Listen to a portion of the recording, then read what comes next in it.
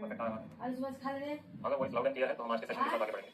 देख रहे देखी कंचना से क्या है ये? Yes sir yes. इससे मेरे वॉइस दिमाग इज खराब लाउड हो एंड गया इसीलिए क्लियर। दिमाग खराब नहीं बहुत ही बढ़िया। सिर्फ शक्ल भी शुरू दिखा करें अपने साथ क्लास लेकर प्रभु का नाम। बात करनी जी मुझे सर। तो कभी निकलती थी बात करती थी बात इतना करती थी नहीं पूछती थी कभी लास्ट क्लास में मेरे बच्चे हमने आपके साथ सीएफएस के बेसिक्स को खत्म कर दिया था। आज की क्लास और कल की पूरी क्लास प्रैक्टिस पर इन्वेस्ट करने वाले हैं। सर जितना ज्यादा प्रैक्टिस उतना अच्छा परफॉर्मेंस, जितना अच्छा परफॉर्मेंस उतने अच्छे मार्क्स। ये बात हमेशा याद रखिएगा। जी सर चलिए लिखिएगा। आज की क्लास का रोड मैप शुरू करेंगे इलस्ट्रेशन 5 के साथ। इलस्ट्रेशन 7 पर पहुंचेंगे। 7 के बाद 8 के बाद 10 के बाद 11 और देखो जल्दी इलस्ट्रेशन उलन का एक बड़ा इधर रख ली जल्दी से देखी तो हाँ देखा जल्दी से मेरा दिमाग में है इसका ऐसा अच्छा ना इसलिए मेरा दिमाग खराब हो गया जल्दी लेकर पढ़ ले तो 11 तो हो गया है। 11 नहीं 12 इलस्ट्रेशन 12 करेंगे और फिर करेंगे प्रैक्टिकल क्वेश्चन। तो प्योरली प्रैक्टिस पर क्लास इन्वेस्ट करी जाएगी।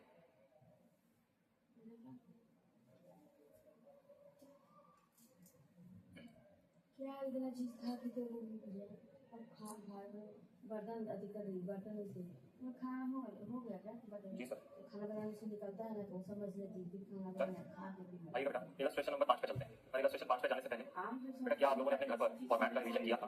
देखो मेरे बच्चे एक बात सुनो, मेरे करियर पे क्या कोई इम्पैक्ट आएगा अगर आप रिवीजन नहीं करोगे?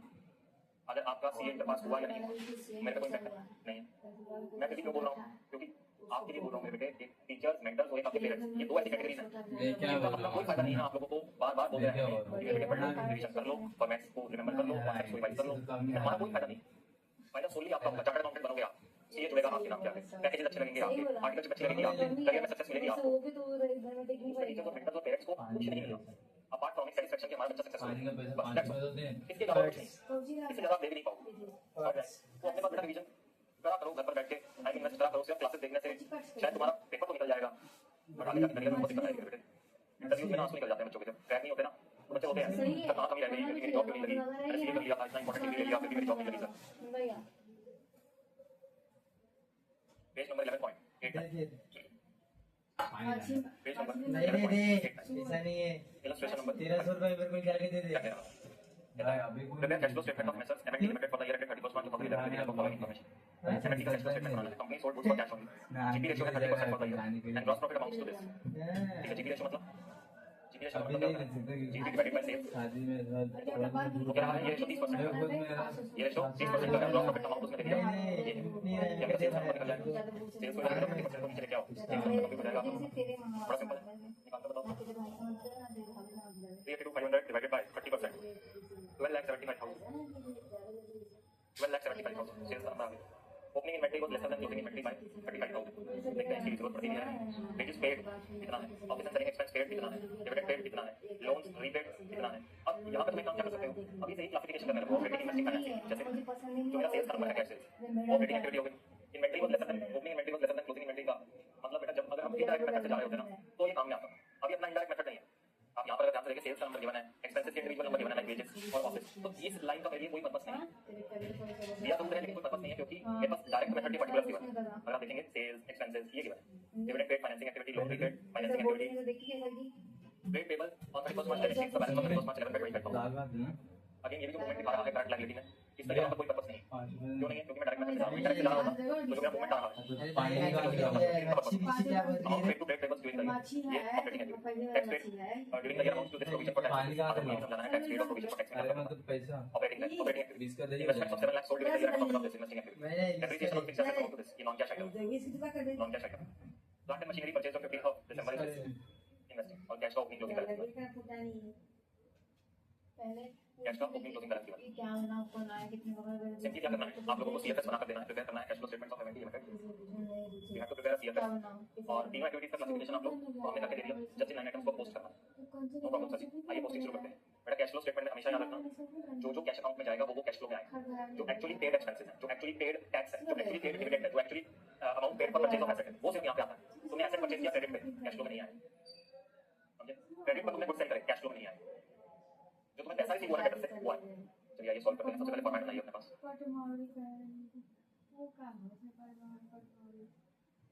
छोटा मोटा सामान आ जाएगा cash flow statement for the year ended से हम दे देंगे सब ले आनेंगे जो 31st March 2000 ऐसे कुछ चीजें बोली तुम छोड़ ना जरा जब खोलने 11 पेज नंबर 11.8 था ऐसे कुछ बोली मालूम नहीं है हमको लेने से उधर जाए बोलने से नहीं है जहाँ कितना लगे सूप के इंसान से सावा लगाने से सब चीज शुरू होता है सावा है ना और 1 किलो सावा किलो 1 किलो 5 किलो सावा किलो बनाने से सब चीज कुछ मतलब लेना है तो चले ले सबसे पहले आ रहा है तो ठीक है तो इसे क्या बात है बात तो cash flow from operating activity ये बतिया मुझे उसको नहीं ना इसके लिए मुझे सर आपको कैसे पता ये डायरेक्ट मेथड है मेरे बेटे जब क्वेश्चन का इंफॉर्मेशन देखते हैं ना क्वेश्चन में इंफॉर्मेशन आपको कैसा गिवन है उस पर डिपेंड करता है ये डायरेक्ट मेथड है या इनडायरेक्ट मेथड है इसी क्वेश्चन के बाद मैं इलस्ट्रेशन ऐड कर रहा हूं या ऐसे ही होगा जैसे इधर इस क्वेश्चन में गिवन है लेकिन वहां देखते हैं कौन सा मेथड लगता है नो प्रॉब्लम सर जो मिस कॉल था उसकी माँ का मिस कॉल था तब देखी तो उसके सुबह बटन दब गया था उसकी माँ के तो इसलिए फिर वो फोन की थी वही तो है हाँ वही तो है क्या है सेव कर दे और गुडवा का सेव कर दे आराम से करूँ क्या नाम है इसका मुझे पता नहीं नाम कमला ममता अरे इसका नहीं इसी माँ का ये सब ये तो लिखी थी ना अभी नाम क्या सही करूँ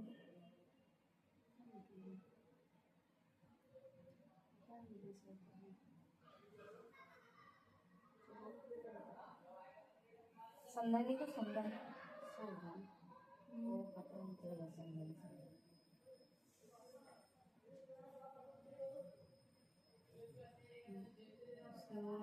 yang kali kan yang kata dia yang sih उसकी मम्मी की वजह से yang kali dia शिव मामली थी इनकम टैक्स एक्चुअली पेड जितना है वो माइनस होगा शिव की माँ देखिए cash flow from operating activity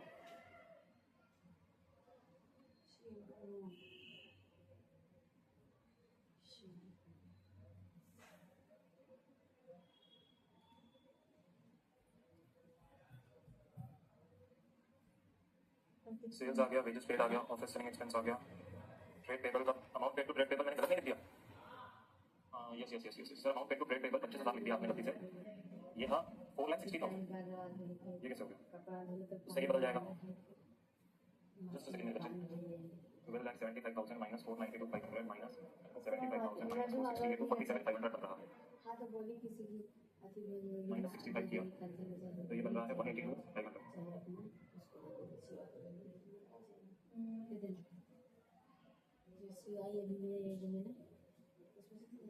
उसी का ब्लड भेज देंगे उसी का ब्लड सिलवा भी दे cash flow from investing activity ये अभी की मध्य में नहीं लगने तो लगने वाला ही है सेल ऑफ इन्वेस्टमेंट तो हल्दी मेरी वाली बाहर मत भेज जब से लगा उसी का भेज सिया देना उसी का बोलो से वही ढीला होता है ये वाला ढीला है हाँ वही तो कहा इन्वेस्टमेंट्स थे 7 लाख के बेचे 20,000 के प्रॉफिट पर तो तुम्हें कितना कैश रिसीव हुआ बेटा करके दे देंगे 7,20,000 का कैश आया है खाना सीधे से प्लांट एंड मशीनरी परचेज तो ठीक है उसका तो जो जो लेती है कभी इधर चिंगा देती है कभी दो टुकड़ियाँ बना लेती है 2,50,000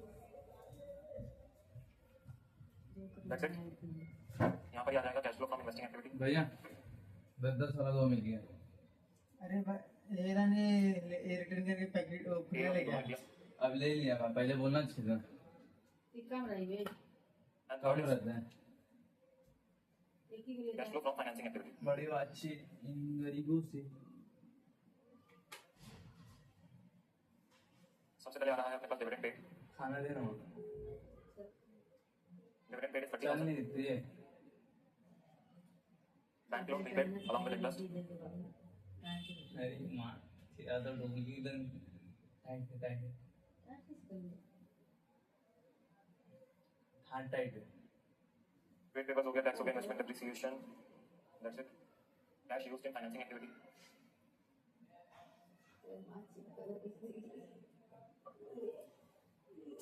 सब बन जाता अच्छा खासा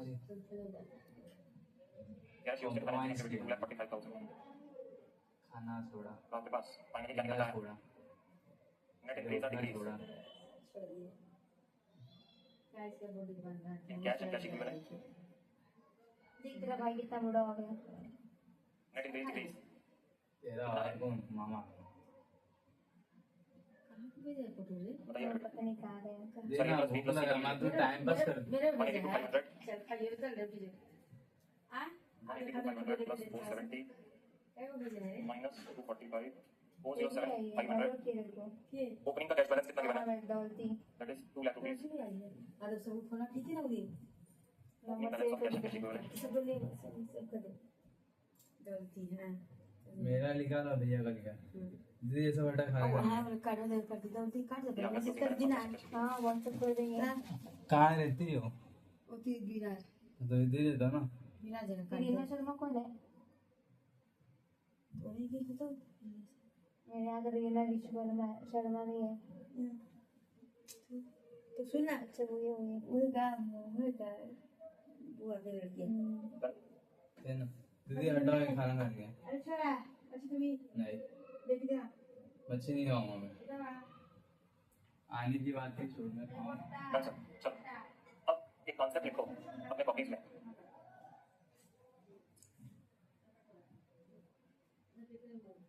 कॉन्सेप्ट में लिखिएगा tax paid advance tax provision for tax provision for tax slash करके लिखो टैक्स पेड ये हेडर दे दो अब इन तीन चीजों के बारे में अपन डिटेल में बात करते हैं बेटा ये ऐसे लाइन आइटम्स है जो इंटरकनेक्टेड है और आपको समझने बहुत जरूरी है लिखिए अब एक टाइमलाइन ड्रॉ करो मेरे साथ 1 अप्रैल 24 से लेकर 31 मार्च 2025 तक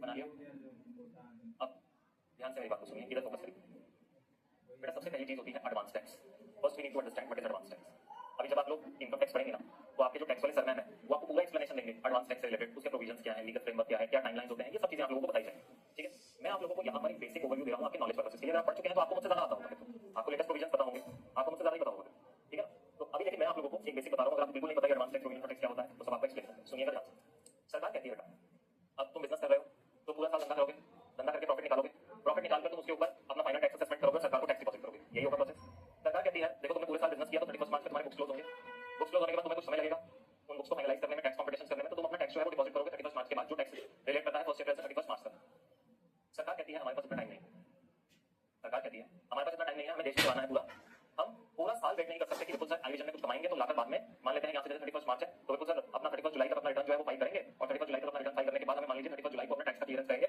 इतना समय नहीं है हमारे पास मतलब हम 1 अप्रैल से रुके 31 जुलाई तक रुके रहे 15 महीने नहीं है हमारे पास सरकार ने इंट्रोड्यूस किया एक कॉन्सेप्ट जिसको कहा एडवांस टैक्स सरकार मेरे पास आई और बोली बिल्कुल सर साल के बिगिनिंग से ही अपना एक एस्टिमेटेड टैक्स अमाउंट निकाल दो मैंने कहा सरकार क्या कह रहे हो जरा खुलकर बोलो सरकार ने कहा बिल्कुल सर इस साल कितना कमाने वाले हो कोई प्रोजेक्शन है मैंने कहा सर बिल्कुल है तो कहते हैं उन प्रोजेक्शन से इस साल का प्रॉफिट कॉम्पिटिशन पहले ही दिन कर दो मैंने कहा अच्छा मैंने कहा तो क्या पहले ही दिन टैक्स ले लोगे उन्होंने कहा ना ऐसा नहीं करेंगे तुम अपने पास क्या करो पहले ही दिन टैक्स कॉम्पिटिशन कर दो और हम तुमसे उस की गई टैक्स कॉम्पिटिशन पे तुम अपने पास तुमने एस्टिमेट लगाया अब क्वार्टर वाइज हम तुमसे टैक्स का रिकवरी करेंगे हम नहीं रुक सकते आखिरी साल के एंड तक तुमने मान लीजिए तुम्हें एस्टिमेटेड है कि तुम्हारे पूरे साल में जो टैक्स का लायबिलिटी बनेगा वो 10 लाख रुपए बनेगा तो सरकार ने अपने यहाँ पर कुछ लिमिट्स बता रखे हैं वो लिमिट एक बार चेक कर लीजिएगा जितना मुझे याद आ रहा है 10 45 75 और 100% कुछ इस तरीके से चलता है कि जो भी आपका टैक्स वो थोड़ा सा पीछे डेकोरेशन करेगा अच्छे से क्या परसेंटेज है अभी नहीं अच्छे से टैक्स डेकोरेशन पेबल जैसे 10 लाख रुपए आपको एक एस्टिमेटेड टैक्स पेबल अपने साल में तो सरकार ने कहा है जितना तुम्हारा टैक्स पेबल है उसका 10% क्वार्टर मतलब यहाँ पर भी उन्होंने डिफाइन किया है मतलब मुंडा नहीं करना है 45% ऑफ द टोटल टैक्स क्योंकि लास्ट मंथ की 15 तारीख को जमा फिर बाकी 75% पता से ना ऑफ द टोटल टैक्स मतलब तो करने वाले हैं पूरा यहाँ तक जमा हो जाना चाहिए और Q4 के अंत तक तुम्हें 100% टैक्स जमा कराना ये आप वहां से करवाने वाले हैं मैं आप एक बार परसेंटेज चेक करता हूं कॉन्सेप्ट क्या होता है कॉन्सेप्ट जो आपको समझना है वो ये होता है एडवांस टैक्स में सरकार कहती है आप हमें पहले ही टैक्स पे कर दो एक एस्टिमेटेड अमाउंट अब इसकी बहन का था इससे पैसे टैक्स पे कर दो तो सब पैसा नहीं लेकिन कमाया आता अरे बेटा तुमने Q1 में मान लो तुम्हारा एस्टिमेटेड टैक्स पेबल था 10 लाख रुपए तुमने इसका 10% पे कर दिया मैं एक एग्जांपल ले रहा हूं बेटे लिमिट्स को याद मत करना यहां से लिमिट्स को टैक्स वाले सरमैन से याद करना तुमने 1 लाख रुपए कर दिया अब सरकार बोलती है मुझसे 45% of the tax liability Q2 के आखिरी महीने की 15 तारीख तक जमा करा देना अब मान लीजिए Q2 का मेरा एस्टिमेट बदल गया मैंने कहा सर मेरे इनकम कमा रहे हैं अब मेरा टोटल टैक्स पेबल 10 लाख नहीं होगा 7 लाख होगा तो अब मुझे 7 लाख का 45% जमा कराना है व्हिच इज 3.1 इस तरीके से चलता है एडवांस टैक्स का प्रोसेस ये बोलूंगा टैक्स के सरमैन और जाने दिया अपन 10,000 जाएगा चलेगा अपन करा देगा तुम भी करो रहने दो नहीं ऐसे मत बोल रहा 2.1 गाड़ी में फूल फिर उसके बाद तो क्या होगा टैक्स का एस्टीमेट और बदल गया, अब मैं 6 लाख रुपए की कहूंगा अब पैरी के थर्ड बदले पार्टी में टैक्स 75% ऑर्डर लाया कुछ है 4.5 लाख और कहाँ से तो लाया इन दोनों में जो डिफरेंशियल अमाउंट है वो तो जमा करा दोगे कहाँ से लाया कार्पेट तो आया ही नहीं था। एडवांस टैक्स की क्लास नहीं है इधर जैसे इतना लोग समझना कहाँ से आया था अब इसका सरकार आगे ही टाइम तक का वेट नहीं करती एडवांस मिली टैक्स कोई बात नहीं ठीक है इसका जी हाँ एडवांस टैक्स समझना है दूसरी बात आती इसका है नहीं था गाड़ी पे ही लिया था खुद ड्यूरिंग द तेरे को पता है assessment year चलो तुम जो assessment मालूम है ना क्या क्या सामान है उसके बाद सजाने का ज्यादा सामान है तो सजाने के लिए बोलना भाई साहब खतरनाक सजा के चाहिए मुझे। ध्यान से मेरी बात को सुनिए अब 31 मार्च को तुम्हारे पास तुम्हारे फिर उसने फोटो उसने बोला सजा हुआ जितना अच्छा रहेगा ना उतना अच्छा फोटो वीडियो आएगा। प्रॉफिट एंड लॉस अकाउंट के हिसाब से तो अपना एक लायबिलिटी करा सकते हो जिसको बोलते हो प्रोविजन फॉर टैक्स अपने पीएनएल में एक लायबिलिटी पूरा ना भाई प्रोविजन फॉर मेरे टैक्स पेबल को पूरा ना पैक चाहिए तो सब जगह से। कितने आवाज करके आया कैमरा वाला क्रिएटेड इन द कैमरा वाला 30 जितना अच्छा डेकोरेशन उतना अच्छा वीडियो आएगा फोटोज में अच्छा एक्चुअल assessment सजाया वाला है मेड सही है ना फाइनल कर गया एक्चुअल प्रॉफिट्स और सही है ना नहीं है 25 वाला ही करते हैं ये हो गया प्रोविजन फॉर टैक्स ऐसे सारा जो बैंक में देगा वो नहीं अभी एडवांस टैक्स का तुम क्या कर रहे थे यहाँ से तुम जनरल की बात कर रहे थे एडवांस टैक्स अकाउंट फोटो वाला भी मैं ही कराया इन लोग बोल रहे थे करवाया मैं बोलते आज अब जैसे ही साल खत्म हुआ तुमने अपने एक्चुअल प्रॉफिट देखे एक एडवांस टैक्स जमा करा चुके हो नहीं करवाने वाले थे इन लोग कराया मैं इन लोग का कराना मैं क्या करेगा अब सवाल उठता है बेटा बोला बुकिंग सवाल ये उठता है बेटा जैसे बुकिंग मान लेते हैं कि एग्जांपल आपके सामने था 20 का है एडवांस उसका टैक्स जमा करा रखा है 9 लाख पर वो था दूसरा कैमरा है अब मतलब मेरा एक्चुअल जैसे लायबिलिटी निकल जाता है दूसरे कोई क्यों चार पांच ऑर्डर ले देंगे एक दिन में 4-5 देता लेट्स हूँ। सपोज 9 लाख रुपीस का मैंने टैक्स जमा कर दिया क्वालिटी वीडियो एक नंबर है। अगर ऐसा केस हो जाए कि मेरा एक्चुअल लायबिलिटी निकल जाए 9 लाख का और मैं टैक्स एडवांस में जमा मैं कर उसको दूं लोकेशन सब दिखाऊंगा अपने घर का इनका भाई को जल्दी में किया इन दोनों को बेटा आप मुझे बात बताओ मेरे को एक सिंपल सी बात बताओ पहले ज्यादा मांगेंगे फाइनेंशियल ईयर 24-25 की बात कर रहा हूँ तुम लोगों से नीचे देख इसको कुछ बोलने के लिए नीचे देख जो तुमने ये टैक्स लायबिलिटी क्रिएट किया है प्रोविजन फॉर टैक्स लिख लो या टैक्स पे भैया इन लोगों ने पैसा लुटाने के चक्कर में अब ये जो वो तुमने टैक्स बोलते लायबिलिटी हैं क्रिएट किया है 12,000 सही है सही है कि नहीं बोल रहे थे कि नहीं जमा कर दोगे फाइन नंबर 1 नहीं डीजे के साथ अब डीजे रिटर्न का फाइलिंग सही के टाइम नहीं पर जो भी आपका डेट बनता है 31 जुलाई 31 अक्टूबर उसका रिटर्न फाइलिंग के डीजे टाइम आवाज बहुत ज्यादा आप क्या करेगा करोगे अपने वो वाला स्टैंडिंग वाला वो एक नंबर डीजे था आप कहोगे आपकी टैक्स लायबिलिटी था या आप क्या कहोगे adjust liability of 9 lakh advance tax paid तो एडवांस टैक्स पेड मुझे मेरे बेटे एंड क्लेम रिफंड ऑफ 50,000 आप क्या करोगे आपके पास दो चॉइसेस हैं आप सरकार को जाके 9 लाख रुपए और जमा करा दोगे जबकि आप ऑलरेडी 9,50,000 सरकार को दे चुके हो relative to current year only आप उनको 950 दे चुके हो अब सरकार को कहोगे आप मुझसे 9 लाख और ले लो सरकार मैं आप ही के लिए तो काम कर रहा हूँ मेरा घर भी ले लो मेरी गाड़ी भी ले लो सब कुछ ले लो सरकार ये बोलोगे या सरकार को कहोगे सर मैं आपको 950 ऑलरेडी डिपॉजिट करवा चुका हूँ मेरे करंट ईयर में लायबिलिटी 9 लाख रुपए है तो आप इस लायबिलिटी को मेरे इस एसेट के अगेंस्ट राइट करिए और जो एक्सेस मैंने पे करवाया है वो आप पेमेंट करिए इसमें कोई कंफ्यूजन तो नहीं है कोई भी ऐसा बच्चा तो नहीं है जो कह रहा है मैं पॉइंट ए के साथ जाना चाहूंगा देखो रियल लाइफ में क्लास में तो मजे लेने के लिए मर्जी बोल दो तुम कहो मैं तो आई पॉइंट के साथ जाऊंगा रियल लाइफ की बात करो सर हर बच्चा पॉइंट बी के साथ जाएगा अब सर इसका एडजस्टमेंट का एंट्री क्या होता है तुम्हारे बुक्स में एडजस्टमेंट का एंट्री क्या होता है देखो तुम्हारा लायबिलिटी खत्म होगा तुम्हारा लायबिलिटी खत्म होने के लिए तुम क्या एंट्री करोगे प्रोविजन या टैक्स पेबल को प्रोविजन फॉर टैक्स या टैक्स पेबल को डेबिट करोगे 950 सॉरी 9 लाख ये तुम्हारा लायबिलिटी खत्म हुआ इस लायबिलिटी को किसके अगेंस्ट राइट ऑफ कर रहे हो इसको डेबिट करके राइट ऑफ कर रहे हो एडवांस टैक्स के अगेंस्ट एडवांस टैक्स के अगेंस्ट इसको राइट ऑफ कर रहे हो वो था 950 का और अब जो एक्स्ट्रा 50,000 है वो कहां जाएगा तुम्हारे बैंक अकाउंट में आ जाएगा सरकार तुमको रिफंड कर देगी एंट्री का फ्लो समझे क्या एंट्री का फ्लो समझे क्या advance tax tax liability and tax settlement ए भाई हटाइए खाना खाने गए अगर तुम्हें और एक्स्ट्रा पे करना होगा ना तो तुमसे और एक्स्ट्रा मंगा बंद कर उसको बंद कर तुझे ना बंद कर दूं ये था पार्ट नंबर 1 तो मैं खाएगा किस चीज का जितना और एक्स्ट्रा है वो तुम्हें पे करना है खाएगा तुमने लायबिलिटी क्रिएट किया 10-50 का अब जितना एक्स्ट्रा है वो तुम्हें पे करना पड़ेगा एंट्री सेम होगी नहीं लेने गए तुम्हारा लायबिलिटी खत्म होगा ऐसा नुकसान नहीं है अपने को 10-50 नुकसान क्या है पहले इसको एसेट के लिया अगेंस्ट उससे मैंने तो पैकेट एडवांस टैक्स लिया जमा चाहिए था ना 950 ये अगली बार से लेने मत जाना खुद इसको फिर ले जितना और देना है वो तुम्हारे बैंक अकाउंट से क्रेडिट क्या भी देखो बैलेंसिंग का बैंक अकाउंट से क्रेडिट मैं मच्छी वाली में क्यों दे दी तू मेरे को हां मच्छी वाली ये मेरे को मत दे इसको अब मेरा अब मेरे सवालों का जवाब दूसरा प्लेट लेकर जा क्वेश्चन नंबर 1 इफ अपने को तो है ना 10 ग्राम 20 ग्राम PNL अकाउंट लाइक दिस ठीक है पीबीटी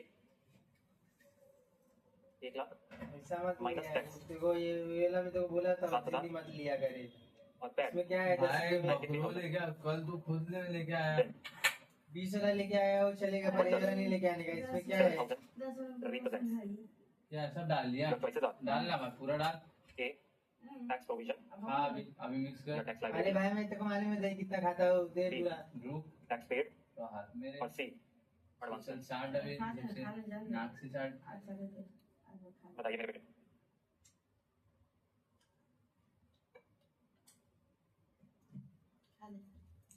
ये दही सही नहीं रह रहा है इसमें वो सही नहीं वो दही अपने को सही है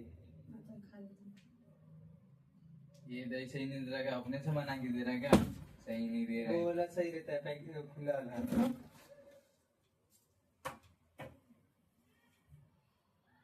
मम्मी मैं फोन दे रहा हूँ कर दिया आपको बोल भाई कुछ नहीं होना सर है वो रिप्रेजेंट करता है टैक्स प्रोविजन बहुत ही बड़ी, ये सारा हार्डवर्क बस इसी चीज के लिए किया जो मेरे पीएनएल अकाउंट में आ रहा अरे है। भिंडी तो बैगन लेके आया तो क्या करेगी उसको सड़ाएगी क्या हाँ 50 रुपए का लेके आया पता है ना पीएनएल में नहीं जाता सामी है, चढ़ाने जितने का तुमने प्रोविजन बनाया है ना वो पीएनएल में जाता है।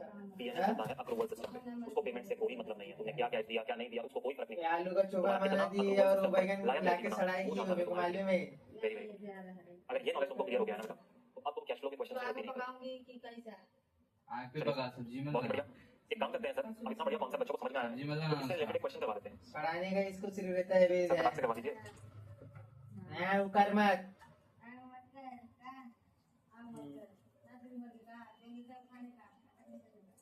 नाटक तो आप कर रही हो आइए इलस्ट्रेशन नंबर 10 पर आइए, बहुत बढ़िया इलस्ट्रेशन है। अब तो illustration number 10 given on page number 11.10। भाई डीजे का पीछे चल रहा है ना कितना 30 30 नहीं 28 ऐसे इलस्ट्रेशन नंबर 10 क्या कहता है? कह रहा है given below are the relevant extracts of balance sheet and the statement of profit and loss of ABC limited along with additional information. Extracts of balance sheet क्या बोलते हैं? Particular note number 31 March 2011। अब यहाँ पर सबसे पहले बोला लगाओ, बोला लगाकर लिखो ये है करंट ईयर, ये है प्रीवियस ईयर, मूवमेंट करना फ्यूचर। जरूरी है ये कर लिया करो। जो बच्चे कैश फ्लो के क्वेश्चंस 11 12 में लेट्स सपोज कितने 11 12 में पढ़ा है कैश फ्लो, वो जानता है कि अगर ये मूवमेंट टेढ़ी हो गई तो पूरा क्वेश्चन की जगह हो जाती है। वो दर्द जानता है इस चीज का। और जिसने इधर गलती करी नहीं कि इसको प्रीवियस ईयर मान के मान लिया हो, जिसने तुम वो गलती करोगे तब समझ में आ जाएगा और ये समझ में आ जाएगा तो सर क्यों कहते थे करंट ईयर प्रीवियस ईयर लिख के ये एक एरो बना लो। इस हमारे माइंड को बताता है पीछे से आगे रीड करना है, मतलब हमेशा यूं चलना है मूवमेंट देखने के लिए। ठीक है। Extract of balance sheet given है, equity and liability current liability trade payables provision lakhs 230 से 250 हुए हैं। शॉर्ट टर्म प्रोविजन देखते हैं इसमें क्या है, अदर करंट लायबिलिटी में देखते हैं क्या है। मत दीजिए करंट एसेट्स में inventory receivable other current other current asset में देखते हैं क्या है। स्टेटमेंट ऑफ पीएनएल भी कुछ चाहिए revenue from operations other income note दिया। परचेज ऑफ ऐसा ही दे देगा। Employee benefit expense, depreciation, finance cost, other मत एक्सपेंसेस, कहना भाई प्रॉफिट बिफोर टैक्स। अब ये जो टैक्स एक्सपेंस आ रहा है करंट टैक्स, बताओ मेरे बेटे क्या है ये? टैक्स पेड है या प्रोविजन फॉर टैक्स है? इस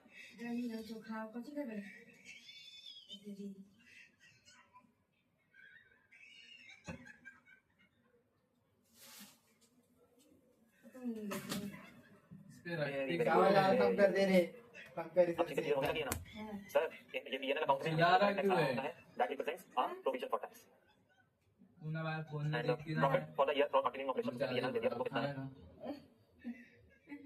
छाल कम कर तो तेरे को जितना खाना तू खा आगे बोल रहा है अप्रोप्रिएशन से बात। आगे कहता है balance of PNL account brought forward, ये पिछले साल का सरप्लस है। ट्रांसफर टू जनरल रिजर्व इतना है और डिविडेंड पेड इतना है। हाँ बना दे दाल में कुछ डाली नहीं रे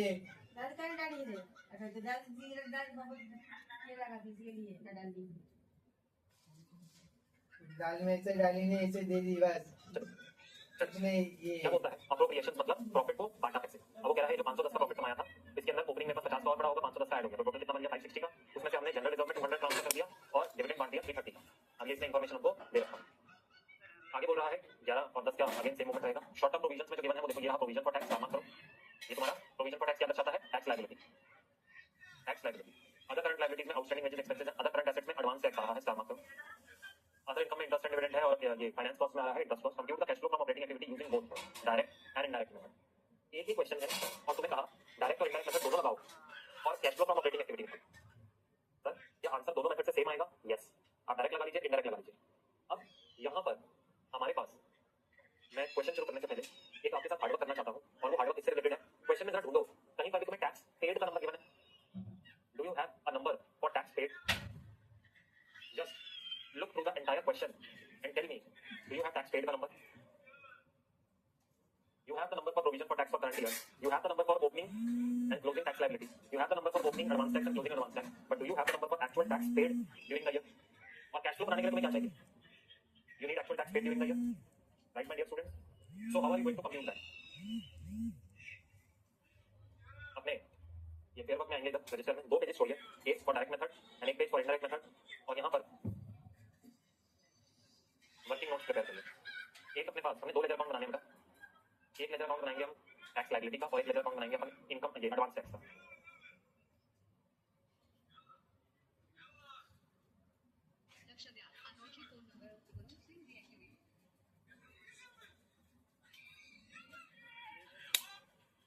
hello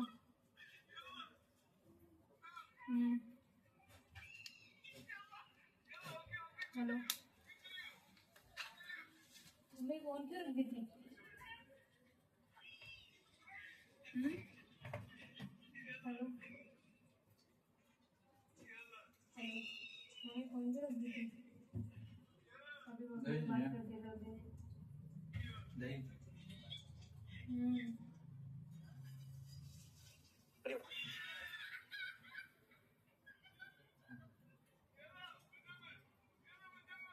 opening closing number post करेंगे, बिल्कुल स्लो चलेंगे बेटा, कोई भी भागने की जरूरत नहीं है। अभी आप लोग अपनी लाइफ में अपना बेस बिल्डिंग कर रहे हैं, बेस बिल्डिंग में थोड़ा समय लगे तो भी कोई दिक्कत नहीं है।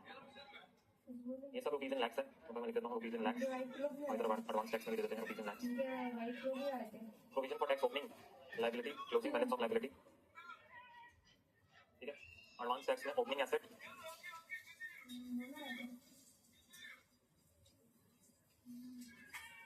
Closing asset, opening asset, closing asset. आगे मेरे बेटे कितना लिख दिया? अब फॉर द ईयर जो आपने प्रोविजन बनाया, फॉर द ईयर जो आपने प्रोविजन बनाया उसका एंट्री क्या होगा? पीएनएल में जो तुमने प्रोविजन बनाया है, PNL account debit to provision for tax, अभी ऊपर कॉन्सेप्ट सिखाया था। रजिस्टर में देखो, जो तुम अपने पास प्रोविजन बनाते हो एंट्री करते हो PNL to provision for tax. अब तुमने ये रहा provision for current year was 200। क्या यहाँ से मेरा बैलेंसिंग नंबर इस अकाउंट का निकल कर आ सकता है?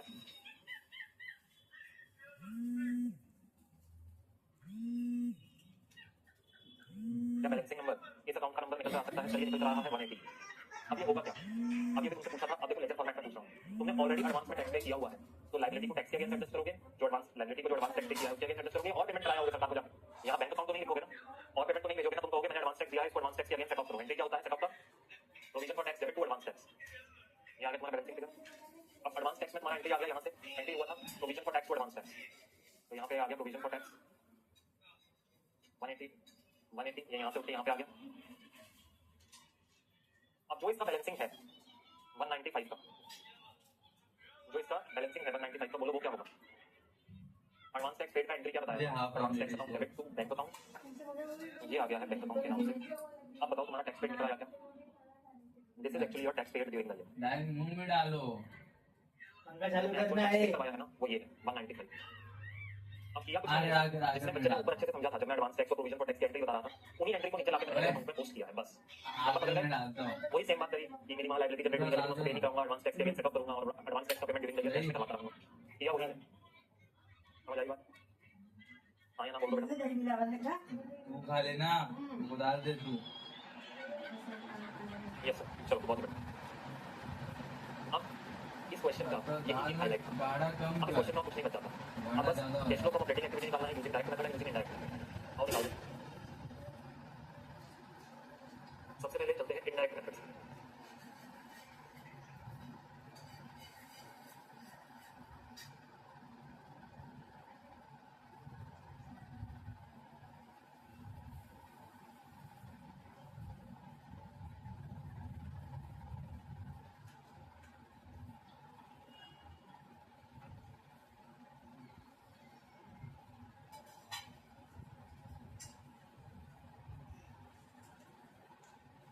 नेट प्रॉफिट बिफोर टैक्स कितना? ये चलो नेट प्रॉफिट आफ्टर टैक्स लो, मैं तुम्हें एक चीज दिखाना चाहता हूँ। दैट इज 510 ये रुपीज इन लैक्स है। अरे भाई तो बैंक में क्या करते हो? प्रोविजन फॉर टैक्स, जितने का तुमने करंट ईयर में प्रोविजन बनाया है वो था 200, इससे तुम्हारा निकलता है प्रॉफिट बिफोर टैक्स। अब यहाँ तुम क्या करते हो? Adjustment for non cash and non operating items, adjustment for non cash and non operating items. अब जो नॉन ऑपरेटिंग में नॉन कैश दिखता है उसको एडजस्ट करो। नॉन कैश में सबसे पहले मेरे को जो सामने दिख रहा है वो है डेप्रिसिएशन।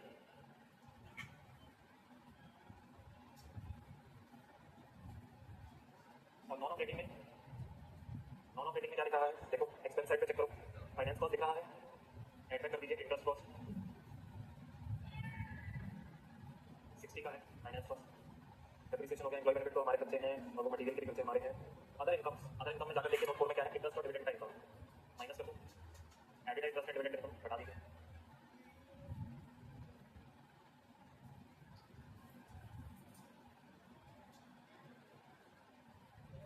यहाँ से क्या निकला, operating profit before working capital changes,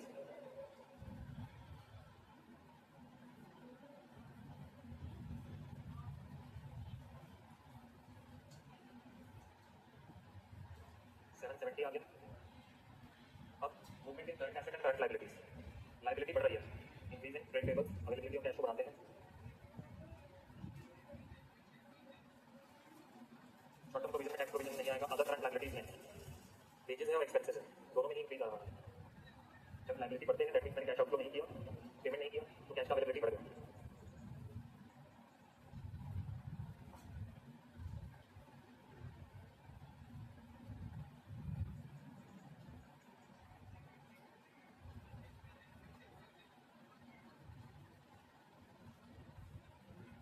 current asset में इन्वेंटरी अगर बढ़ रही है दैट मींस मैंने और परचेज किया होगा, कैश आउटफ्लो हुआ होगा।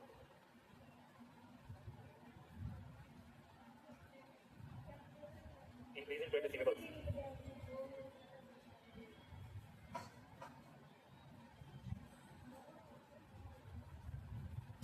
चलो यहाँ से क्या निकलता है, कैश फ्लो फ्रॉम ऑपरेशंस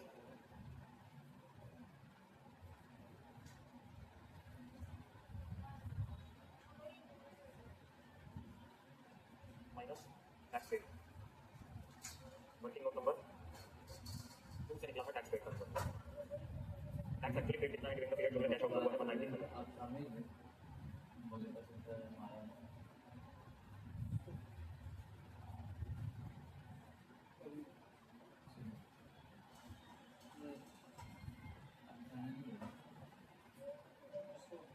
ये निकल आ गया cash flow from operating activity.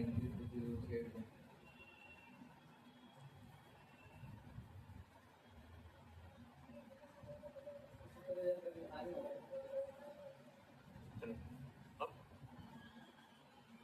यही सेम चीज देख लेते हैं अपने पास, अगर डायरेक्ट मेथड से करते तो कैसे होगा। जाने का नहीं होगा।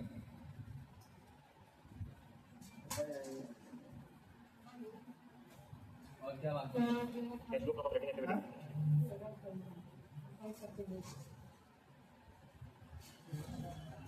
बता रही सबको कि संक्रांत आने वाला है, पूरा खा के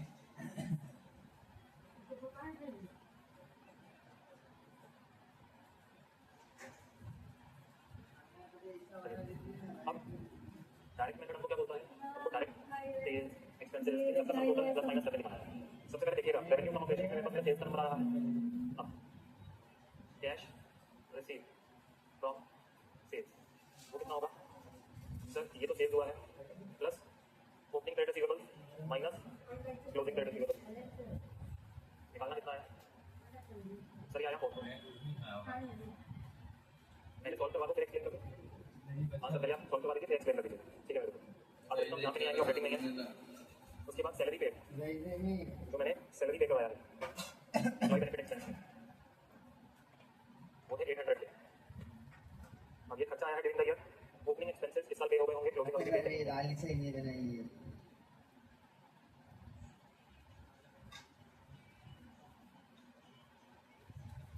डेप्रिसिएशन नॉन कैश नहीं आएगा, फाइनेंस कॉस्ट नहीं आएगा मेरे यहाँ पर, फाइनेंस कॉस्ट का बच्चा नहीं आना क्योंकि non operating expenses, other expenses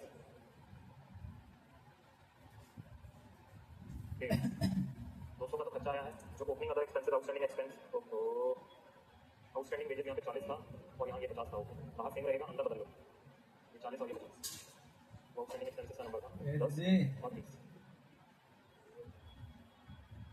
190। Cash paid for purchases, purchases of profit rate कितना हुआ है 2400।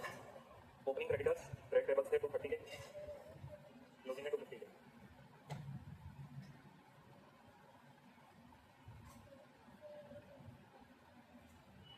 गया, सैलरी आ गया, परचेज के लिए आ गया, अदर एक्सपेंसेस के लिए आ गया। यहाँ से मेरा क्या निकल रहा है कैश फ्लो फ्रॉम ऑपरेशन। देखिएगा इसमें 4,380 790 190 यहाँ से 640 सही है। कैश फ्लो फ्रॉम ऑपरेशन 640 है और इनकम टैक्स पेड आ रहा है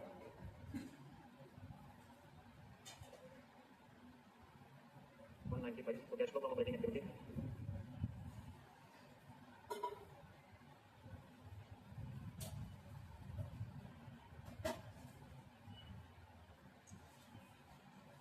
लिख लीजिए, उसके बाद हम इसको समझते हैं।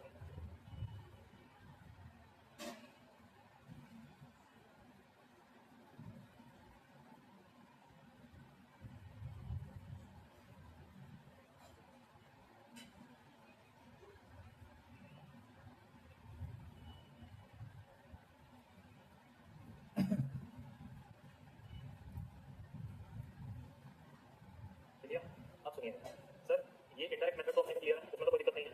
जैसे वो चलता था simply indirect method non cash non operating expenses को एडजस्ट किया, फिर जो भी हमारा वर्किंग कैपिटल चेंजेस थे वो रिकॉर्ड है और फिर कैश फ्लो फ्रॉम ऑपरेशन निकाल के income tax paid actually minus है। बच्चे को एक बार के लिए समझाना पड़ता है बस डायरेक्ट मेथड को। बच्चा पूछता है सर इसके पीछे लॉजिक क्या है, ये जो आपने ओपनिंग ऐड करा है क्लोजिंग माइनस का, इसके पीछे क्या लॉजिक है? ध्यान से मेरी बात को सुनिएगा। आपके पास ये इधर जाकर सेवा रखता हूँ, आपके पास रेवेन्यू फ्रॉम ऑपरेशन केवल है मेरे बच्चे, कितना नंबर है वो? 4150। आपके पास रेवेन्यू फ्रॉम ऑपरेशन केवल है बेटे 4150। ठीक है सर, कोई दिक्कत नहीं। अब इस 4150 में कैश सेल्स का नंबर भी होगा, क्रेडिट सेल्स का नंबर भी होगा। ठीक है मेरे बेटे, ठीक है मेरे बेटे, मुझे इसमें डिस्टिंक्शन नहीं करना। तुम बोलो मैं कितना कैश सेल मानूं, कितना क्रेडिट सेल मानूं, तुम जो बोलोगे मैं वो मान लूंगा। मैं एक एग्जांपल मान लेता हूं, कैश सेल 1 रुपए की भी नहीं है, पूरा का पूरा क्रेडिट सेल। मेरा एग्जांपल मान बोलता है पूरा क्रेडिट सेल है। मैं ट्रेड रिसीवेबल का अकाउंट बनाता हूं, ओपनिंग ट्रेड रिसीवेबल से मेरे पास 250 है, क्लोजिंग ट्रेड रिसीवेबल 400 है, पूरा क्रेडिट सेल हुआ 4150 का। मुझे बताइए कैश रिसीव्ड फ्रॉम डेटर्स कितना होगा? कैश रिसीव्ड फ्रॉम डेटर्स कितना होगा? 4000। बाहर जाना है। बच्चा कहता है सर आप गलत कर रहे हो, बच्चा कहता है सर आप गलत कर रहे हो। मैं आपको बताता हूं क्या बोलो बेटा, क्या बोलो कह रहा है कैश मत मान हिल जाएगा। 4150 ये जो 4150 मत कर तू। ऑपरेशन आया है रुकना भाई। इसमें कैश मानो 2000, क्रेडिट मान कर दिखाओ 4150। मैंने कहा ठीक है बेटा मान देता हूं। मैंने कहा बेटा फिर से अपने पास, एक मिनट फिर से क्या आपके पास तेरे को उंगली की दबे तेरे को शांति नहीं मिलती। ओपनिंग अपना बात सुनना भाई, अपने चुप रहे। चुप रहे, क्लोजिंग मत कर। क्रेडिट से कितना बोला बेटा 2150? तू किसी दिन ऐसा लगता है बताओ बेटा कैश रिसीव्ड कितना है? कुछ नहीं कर सकते मेरा। बताओ मेरे बच्चे सर कैश रिसीव्ड है 2000। नहीं हुआ ना आंसर? अरे मैं मार रही सीधा सर पे, नहीं हुआ ना आंसर? तो मैं मारूं नहीं क्या? तुमने कहा था कैश सेल 2000 की है, मारेगी तो मार छोड़ूंगा तो नहीं ना। तो कैश फ्रॉम एक सेल के बदले 4 दूंगा। 2000 प्लस 2000। अच्छा कह रहा है सर मुझे मेरी आंखों पे विश्वास नहीं होगा। और मारी क्यों? बार बार मार रही है। सर मैं तुम्हारे गुलाम, जो तुम बोलो बेटा सब ऐसे करते जाओ। एक बार इधर खड़ा था, इधर मार दी मुक्का।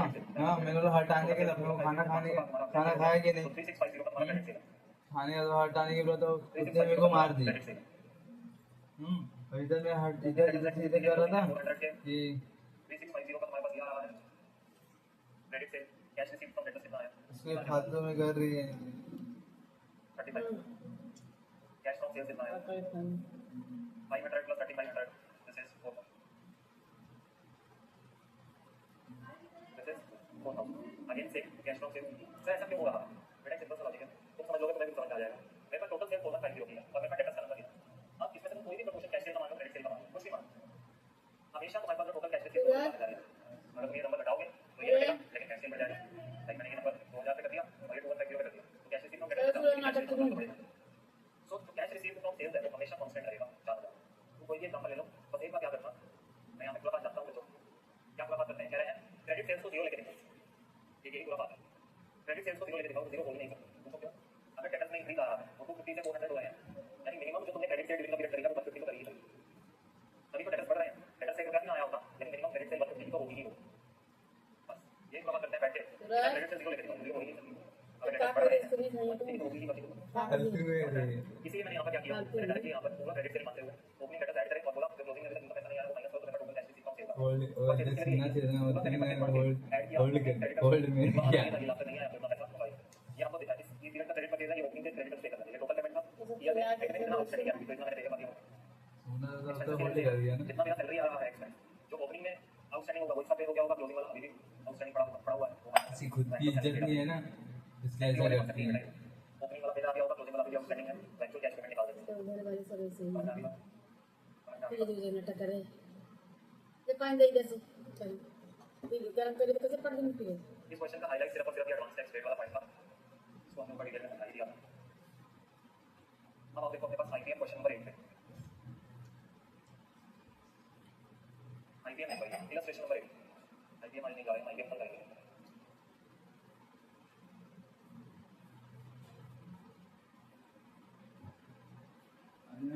स्कूल ना रहे बार बार सर पे ऐसे छोड़ दे रही यार, इलस्ट्रेशन नंबर 8 तो ऐसे कि हाँ तो क्या कह रहा है? कहता है mister of star limited has collected the following इधर हमारे देखने के अंदर तो कितना इधर मारी मेरे को ये इन्फॉर्मेशन उन्होंने कलेक्ट करी है कुछ क्वेश्चन। अब देखो क्वेश्चन का डेटा देखकर बताना, डायरेक्ट मेथड लगाओगे या डायरेक्ट मैनिंग लगाओगे, ना आंसर देखो। नेट प्रॉफिट गिवन है, dividend paid, provision for income मुंह है वो मुंह से टैक्स, बोलना, सारा मैं देखो मार रहा हूँ क्या ब्रैकेट का सारा loss on sale of asset आज छोड़ के मैं नहीं छोड़ूंगा क्या अगेंस्ट सारा depreciation charge to statement of PNL, profit on sale of investment चिल्ला रही है चिल्लाने अभी इसको मैं बंद कर दूँ कर भी नहीं पाएगी समझे ना इंटरेस्ट पेड इंटरेस्ट एक्सपेंस काम है तो क्या मेरे को आवाज आ रहा है आवाज नहीं अच्छी मेरे को देखो सुनना तो अपना हेडफोन ना working capital excluding cash and bank balance इसका मतलब purchase of fixed assets, investment recording करनी है expenditure on construction work in progress, proceeds from calls in areas इसका मतलब receipt of grant for a capital project इसका मतलब proceeds from long term borrowing, proceeds from short term borrowing इसका मतलब cash and bank balance, opening closing prepare cash flow statement for the year ended 31 March in accordance with year 3 make necessary actions. The first thing that I want to know here is operating activity direct method से बनेगा या indirect method से बनेगा। मैं आपको 1 minute का समय दे रहा हूं, सोच लीजिए।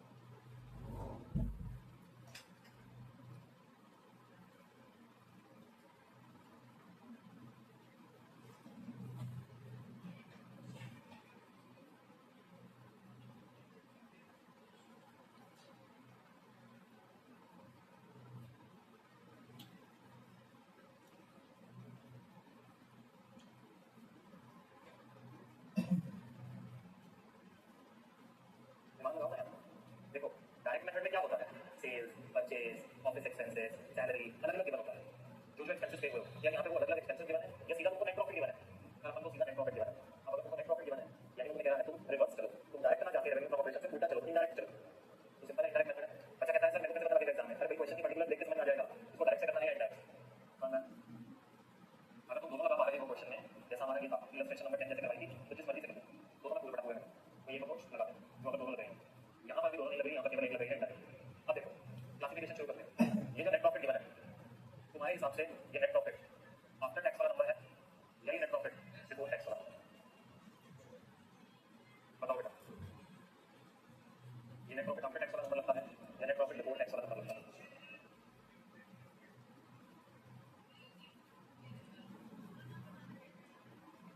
तो से बेटा क्लास में ध्यान दो, जो क्वेश्चन अभी चल रहा है उस पर फोकस करो, जो आपका डाउट है तो आप उसको एंड तक क्लास के बताते रहो, एंड में आराम से 1 घंटा 2 घंटा 3 घंटा 5 घंटा 10 घंटा जितना टाइम तुमको चाहिए आपसे बैठेंगे, लेकिन अभी जो क्लास में चल रहा है उसका जो चीज को पूछ रहे हो वो ऑलरेडी एक क्लास में हो चुकी है, ठीक है बच्चा, ठीक है सबके साथ चलोगे ना क्लास में, ये अलग से चलना है तब तो छोड़ दें। सर नेट गिवन है, वेरी वेरी गुड पूजा, यानी आफ्टर टैक्स वाला नंबर होता है, याद रखना जब भी तुमको प्रॉफिट भी गिवन है, प्रोविजन फॉर टैक्स भी गिवन है, इसका मतलब इसमें जो नेट प्रॉफिट दिया है यानी ये after all the deduction all the expenses tax provision बनाते हुए उसके बाद जो नंबर तुम्हारा फाइनल निकल रहा है उसके बाद का ये नंबर दिया है, यानी ये नेट प्रॉफिट आफ्टर टैक्स का नंबर है। सबसे पहले अंडरस्टैंडिंग तो यही करते हैं। अच्छा ये तुम्हारा ऑपरेटिंग एक्टिविटी का क्या, डिविडेंड पेड फाइनेंसिंग एक्टिविटी का पार्ट है, प्रोविजन फॉर टैक्स ऑपरेटिंग में रिवर्स होगा और इनकम टैक्स पेड ऑपरेटिंग में फिर माइनस होगा बाद में, loss on sale of asset और book value of the assets, ये दोनों मिलाकर इन्वेस्टिंग एक्टिविटी में जाएंगे। नेक्स्ट जो मेरे को कैश रिसीव हुआ है from sale of asset, depreciation charge on statement of PNL, वैसे तो ये नॉन कैश आइटम होता है, ये नॉन कैश आइटम है, इसका जो रिवर्सल है वो हमको ऑपरेटिंग एक्टिविटी में देखना है। तो ये जो दोनों आइटम्स हैं ये अगेन इन्वेस्टिंग आइटम है और इसका रिवर्सल जो प्रॉफिट या लॉस है इसका रिवर्सल मुझे ऑपरेटिंग में देखना है और मेरे प्रॉफिट में एडिट होगा डिडक्टेड होगा, मुझे रिवर्स करना होगा। Interest income received on investment, एक तो मुझे इसे ऑपरेटिंग में रिवर्स करना पड़ेगा और फिर इसको इन्वेस्टिंग एक्टिविटी में ऐड करना पड़ेगा। अब interest expense of the year and interest paid during the year, दोनों में क्या फर्क होता है? एक्सपेंस का मतलब होता है पूरे साल का क्या खर्चा है और पेड ड्यूरिंग द ईयर होता है तुमने उस खर्चे में से कितना पेमेंट करा है। जैसे मेरे डिबेंचर्स पर इंटरेस्ट ड्यू निकला 10 लाख रुपीस का, मैंने 1 लाख पे का मतलब तो यहाँ पेमेंट कितना आएगा, इंटरेस्ट पेड आएगा 1 लाख, लेकिन एक्सपेंस पीएनएल से कितना निकलेगा 10 लाख, एक्सपेंस पूरा 2% का देता है। यहाँ पर अगर तुम देखोगे ना स्पेशल केस है, कह रहा है इंटरेस्ट एक्सपेंस है इतना और पेड है इतना, अभी तुम्हें जान के कंफ्यूज करने के लिए दिया है, इसका मतलब क्या है पता है? कोई दिक्कत नहीं, कोई पुराना आउटस्टैंडिंग पड़ा होगा जिसका भी पेमेंट होगा, बस मजा जिंदगी ज्यादा दिमाग नहीं लगाना। इस सारी पेमेंट एक्सपेंस से ज्यादा कैसे हो सकती है? मेरा कोई पुराना आउटस्टैंडिंग होगा, इस साल के इंटरेस्ट के साथ पुराना 520 और देने वाला पूरा इंटरेस्ट आउटस्टैंडिंग दिया था, सिंपल। जो इंटरेस्ट एक्सपेंस होगा इसको ऑपरेटिंग में रिवर्स करूंगा एज नॉन ऑपरेटिंग आइटम और जो पेड एक्टिविटी में है ये फाइनेंसिंग में लेस होगा। Increase in working capital excluding cash and bank balance, अब इसको क्या समझते हैं, ये इंक्रीज इन वर्किंग कैपिटल क्या होगा? यहाँ पर ऐसे एरो बनाइए, वर्किंग कैपिटल का फार्मूला क्या पड़ता है? बोलो sir, working capital is equal to current asset minus current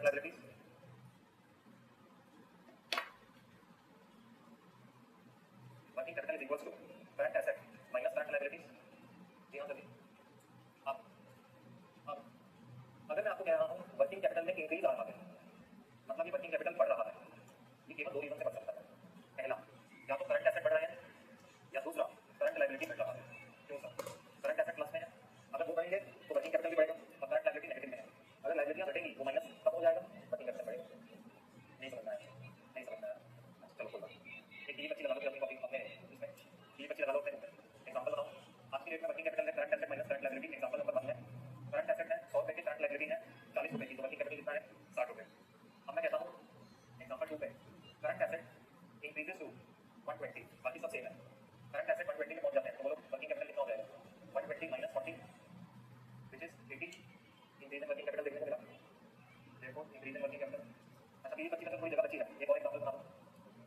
current liability reduces to 20, current liability आप गई 20 रुपए तक, तो वर्किंग कैपिटल कितना हो जाएगा?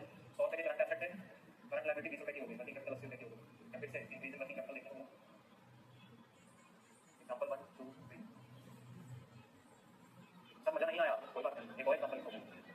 Example number 4, current liability increases to 60, working capital का क्या होगा? करंट एसेट का 100, करंट लायबिलिटी की 60, वर्किंग कैपिटल पहुंच जाएगी 40 रुपए। बोलो जी यहाँ पर क्या हुआ? Increase in working capital. अब समझ सकते हो, अगर करंट एसेट बढ़ता है तो ओवरऑल इक्वेशन में वर्किंग कैपिटल बढ़ेगा। करंट एसेट बढ़ा, करंट लायबिलिटी बढ़ी से, करंट लायबिलिटी घटता है तो भी वर्किंग कैपिटल बढ़ेगा। लेकिन अगर लायबिलिटी बढ़ता है, लायबिलिटी एक नेगेटिव नंबर की तरह है, वो कम कर रहा है हमारी वर्किंग कैपिटल, और अगर लायबिलिटी बढ़ेगी तो वर्किंग कैपिटल कम होगा। क्लियर? क्लियर? आओ हाँ sir. Increase in working capital, increase in working capital could be because of two reason only, या तो इंक्रीज इन करंट एसेट आ रहा है या इंक्रीज इन करंट लायबिलिटी आ रहा है। अच्छा जी, करंट एसेट में इंक्रीज। एग्जांपल लो, इन्वेंट्री अगर बढ़ती है तो कैश इनफ्लो होता है या आउटफ्लो? इन्वेंट्री का बढ़ना मतलब तुमने इन्वेंट्री और खरीदा होगा, और खरीदा होगा मतलब कैश और दिया होगा, तो मतलब अगर इंक्रीज इन करंट एसेट आता है तो वो होता है माइनस।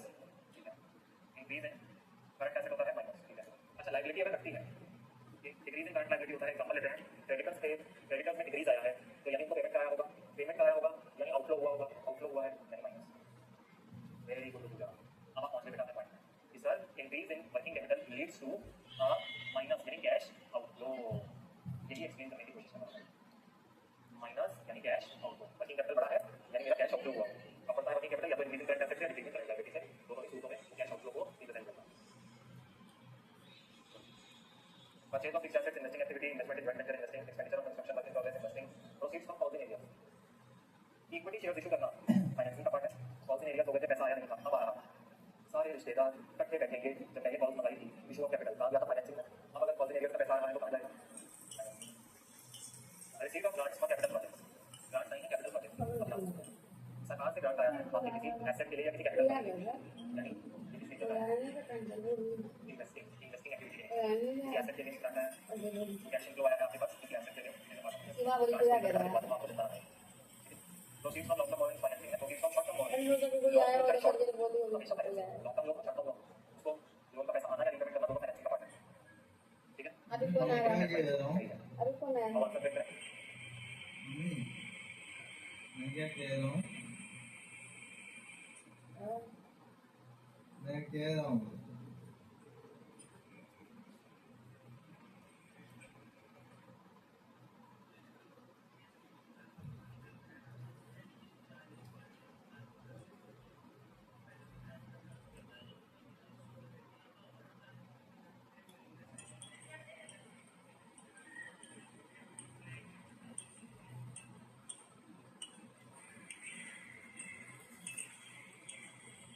समझ जो हटना दिमाग मत खराब कर दिया तू। बाप रे, आज मैं खराब कर दे। और उसे हटना क्या करिए? क्या बोल रही है अभी? क्या बोली? दादा यार मैं तो फूड डालूं नहीं दूंगा इस कुत्ते को नहीं इसको। मेरे को बोल रही है। तो मैं कह दे मेरे हाथ में जो हां मेरे की अगली एक काम करना, पंजाब चैनल लगा ले, जो जितना सुन लेते हैं सभी सुन रहे हैं। हम लोग भी नीचे लोग से नहीं लगाते हैं। एक काम है, बंद कर दो, बंद कर दो, आवाज आ रहा है तो बंद कर। जीवन नहीं की पूछो नेट प्रॉफिट और नाटक कर रही है। जाओगे आगे मतलब जो भी मैं कर दूंगी खान बैठ हाँ तो ये चीज मुझे हाँ कर रही तो तू क्या कर रही? तू अभी क्या बोल रही? तू अपने मुंह से बोल। प्रोविजन कॉन्टैक्ट तू हाँ ना बोल, तू क्या बोल रही अभी? अगर ये बोलते हाँ चल मुंह लगाना आता है ना। हाँ, मुंह लगा के खड़ी आता है, इसे बोलते हाँ चल घर रहती हूँ। वो क्या बात खत्म? वो क्या खाने गई सी बोलेगी? Adjustment for non cash and non operating items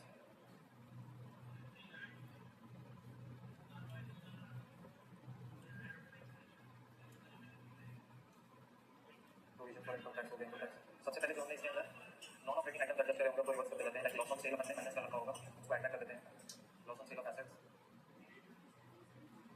आगे depreciation non cash expense minus कर रखा होगा, ऐड कर देते हैं। Profit on sale of investment add कर रखा होगा, माइनस कर देते हैं।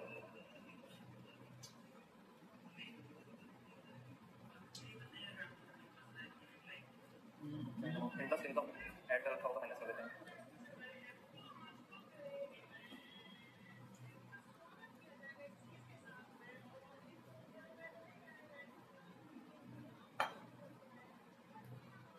इंटरेस्ट एक्सपेंस माइनस कर रखा होगा, ऐड कर देते हैं।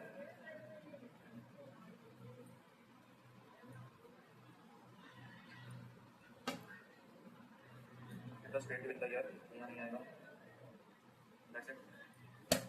यहाँ से मेरे पास निकल आया मेरे operating profit before working capital changes.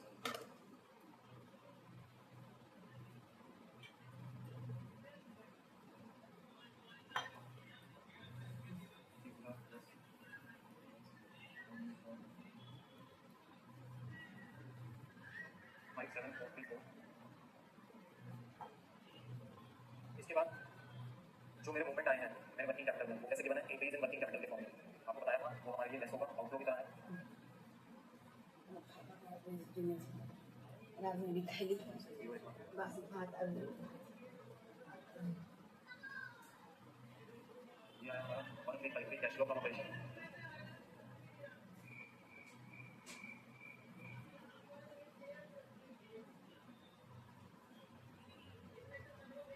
Minus करेंगे income tax paid, actually paid number कितना है 4248।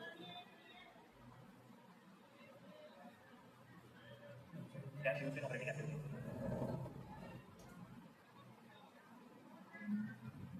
तो इधर रख देना भैया। लाइन पर cash use in operating activity. अरे भैया मैं क्या बोल रहा हूँ, आपको कोट कर रहा है। चलिए दूसरा इधर आ रहा है मुझे लगा ना cash flow from investing activity. रास्ता ही गया है। आगे भी दिखाया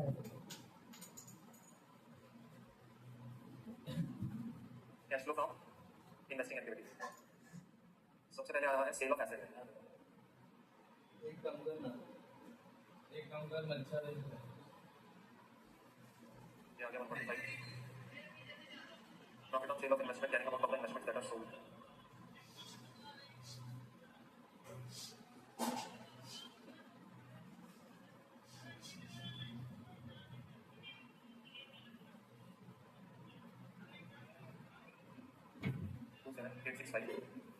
प्रॉफिट ऐड हो जाएगा, interest income received on investment,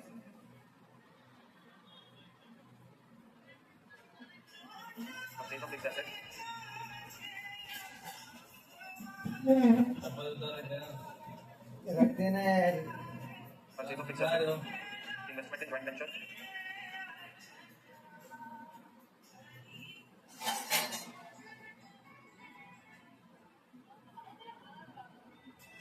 expenditure on construction work in progress,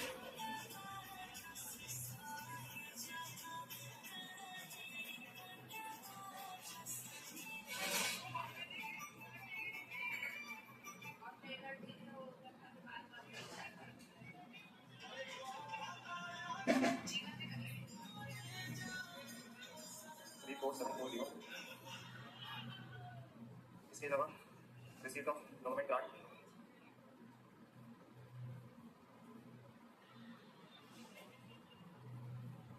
इन सबको नेट ऑफ करेंगे तो आपको आपका बैलेंस मिल जाएगा कितना कैश फ्लो हुआ है या आउटफ्लो हुआ है।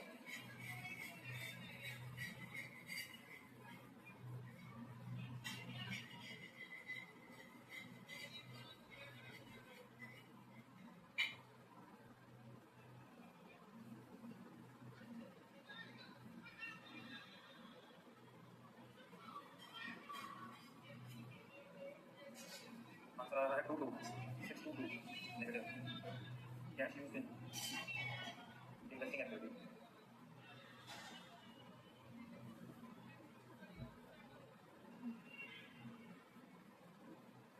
cash used in financing activity सबसे पहले आपके पास आ रहा है डिविडेंड क्रेडिट का नंबर वो कितना है देखिए बताओ 8535 एक्सपेंस पेड कितना है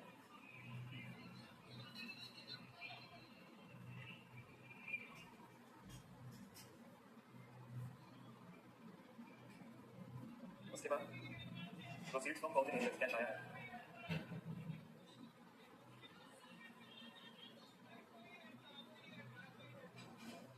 लॉन्ग टर्म बोरिंग्स का प्रोसीड है तो शॉर्ट टर्म बोरिंग्स है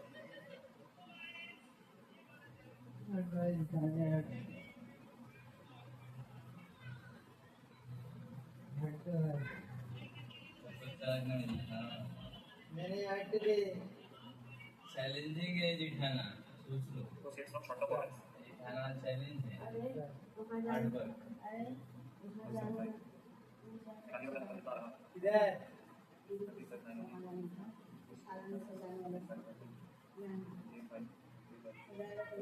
चलो अपना निकाल लो। ये ना इतना मारना है इतना मारे कुत्ते को क्या सी मेरे को मारेगी। नेट इंक्रीज स्लैश डिक्रीज आपने इसरा निकाल ले मैं ठीक है बोलने की जरूरत है नहीं ना गलत बोलेगा। मेरा अपना विस्तार निकाल लो भाई। मैं ये नहीं बोला। खड़ा दे अच्छा A plus B plus C। ठीक है अगर ये ना बोलोगे तो बोल मत निकाल निकालेंगे। नहीं ये नहीं हाँ, हाँ इसने तो बोला। इसलिए बोलता है ना छीनने का बोलने की क्या बात है, ये मेरे को समझ नहीं आता है। हाँ अपन मन से निकाल लेते हाँ, फिर देखा ना भाई। कल से नहीं बोलेगा, फिर ये बात बोले थे कि ठीक है तू बोलना मत, हम निकाल लेंगे। अभी तो बोलना चाहिए तेरे को, इतना मार खाएगा ना, इतना ये होगा ना। अरे तू अपने सही रहना तो तेरे को कोई नहीं कुछ बोलेगा। ठीक है ना। हाँ? अभी तो बच्चा है ना, इतने दिन दुख में बताता हूँ। तू इसको मत हिला समझे अरे क्यों थोड़ा पूछ दी रे, इन्हें मत हटा। अब इनको भाई पहली बार तो आवाज आया मैं सब बंद कर दूंगा। पहले हाँ बताओ। सुते मेरा तो आवाज आवाज कर आना दिन चाहिए। वैसे करके रखा है। ओपनिंग में राधा तुम चालू कर रहे हैं तो कैसे कैसे क्या तुम चल रहा है? हाँ तो बंद कर देना चाहिए। बंद कर दिया मैंने किधर भी जरूरी बोलिए है। बेटे 2 बजे इंसान कैसे सोएगा ऐसे कर दे पकड़ पकड़ पकड़ तो ऐसे हमारे जमीन से कान तरफ बक्के चले ऐसा नहीं है। अब इसी के साथ हम लेंगे एक छोटा सा ब्रेक हां छोटे ब्रेक के से बाद पढ़ा हम ले और प्रैक्टिस करेंगे अच्छे अच्छे क्वेश्चन हैं हमारे पास क्वेश्चन 7 है इलस्ट्रेशन नंबर 12 है जितना भी कुछ 2 क्वेश्चन तो करेंगे ही और टाइम बचा तो प्रैक्टिकल क्वेश्चन भी करते जाएंगे ठीक है चलो आज के लिए बस अभी के लिए ब्रेक तक के लिए इतना ही बाकी ब्रेक के बाद करेंगे आ जाइए यहाँ पे पोछ पूछ नहीं करती, जूठा करके उसी पे मोबाइल रख देती है, उसी पे पूछ रख देती। ये तो होना चाहिए ना कि हाँ जूठा काटे पूछना चाहिए कि नहीं। हाँ ऐसी पे रख दूँ सिमिलर सी बातें हैं जो बार-बार सही चलती करती है तू का कुछ भी जूठा करके मोबाइल जूठा करके पूछ कर देती है। और बताइए बेटा जी वेलकम बैक